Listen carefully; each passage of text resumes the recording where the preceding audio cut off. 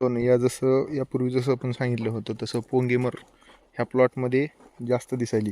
आता बघा ह्या ठिकाणी सुद्धा हा पोंगा मेलेला आहे. ही इथं पोंगेमर आहे. लगेच जवळ जर पाहिलं म्हणजे ETL आर्थिक नुकसान पातळी जी म्हणतोय तर ती या ठिकाणी ओलांडलेली आहे. आता एकाच ठिकाणी जवळपास किती निघाले पोंगे असे तुम्हाला किती म्हणजे एवढ्याच ह्या खळबर रानामध्येच पाहिलं आपण तर आत्ता जी काही आम्ही काढलेले पोंगे आहेत ह्याच्यात हे पण आणखीन काढतायत आळ्या.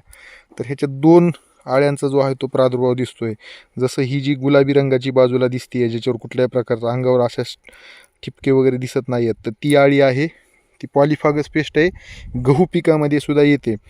गहू आणि ऊस आंतरपीक पद्धतीमध्ये हिचा प्रादुर्भाव जास्त होतो आणि आपलं गव्हाचं आणि ऊसाचं सुद्धा मोठ्या प्रमाणामध्ये नुकसान होतं. तर पिंक स्टेम बोरर आपण तिला म्हणतो.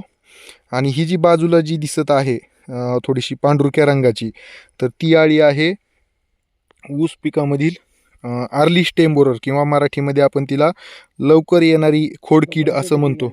आणि त्याच्यामुळं सुद्धा आपलं जे आहे ते नुकसान होतं. नुकसान कसं होतं तर हे जसा पोंगा आता हे काढतायत तर पोंग्यातला सगळा भाग जो आहे तो ही खाते. आता ही जी निघालेली आहे हे ही जी आहे ही आर्ली स्टेम बोरर आहे ही सुद्धा. तर आर्ली स्टेम बोररच्या इथं 2 आळ्या आणि अशा पद्धतीने ही पिंक स्टेम बोरर अशा हे 2 आळ्या ज्या आहेत ह्या निघालेल्या आहे. आणि ह्याच्यामुळं आपल्या ऊस पिकाचं जे आहे ते पोंगेमर होऊन आता बघा एकाच ठिकाणी असे दोन्ही पोंगे जे आहेत ते हे मेलेले आहेत. आणि ह्याच्या दोन्ही ठिकाणी जे आहे ते आपल्याला ह्या आळ्या ज्या आहेत त्या आता निदर्शनास येतील.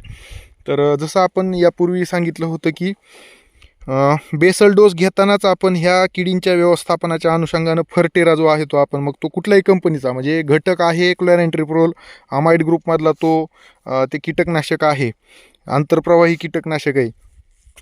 विस्तारा नावाने येतं किंवा फर्टेरा नावाने येतं. कमीत कमी 5 ते 6 किलो प्रति एकर याप्रमाणे आपण घ्यायला पाहिजे. किंवा ऊस लागवड झाल्याच्यानंतर ऊस उगून आल्याच्यानंतर आपण कोराजेनची आळवणी त्या ठिकाणी जर केली तर बेस्ट रिझल्ट जे आहे ते भेटलेले आहेत ह्या आळ्यांच्या व्यवस्थापनाच्या अनुषंगानं.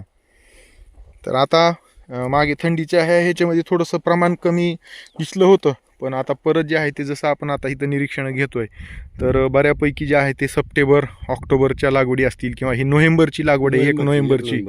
तर ह्या 1 नोव्हेंबरच्या लागवडीमध्ये सुद्धा हा प्रॉब्लेम मोठ्या प्रमाणामध्ये आपल्याला तो दिसतोय. तर ह्याच्या व्यवस्थापनासाठी जे काही आपण सांगितलेल्या उपाययोजना आहेत त्या आपण करणं गरजेचं आहे. आता ह्याच्या व्यवस्थापनासाठी आपण कोराजेनचा स्प्रे घेऊ शकतो. 15 लिटरच्या पंपाला कमीत कमी 8 ते 10 मिली किंवा 20 लिटरच्या पंपाला कमीत कमी आपण 12 ते 15 मिली जे आहे ते आपण घेऊन स्प्रे करावा. या 2 आळे बघा इकडची ही जी आहे ही आहे लवकर येणारी खोडकीड आणि ही जी दिसायलेली ही गुलाबी रंगाची पिंक स्टेम बोरर.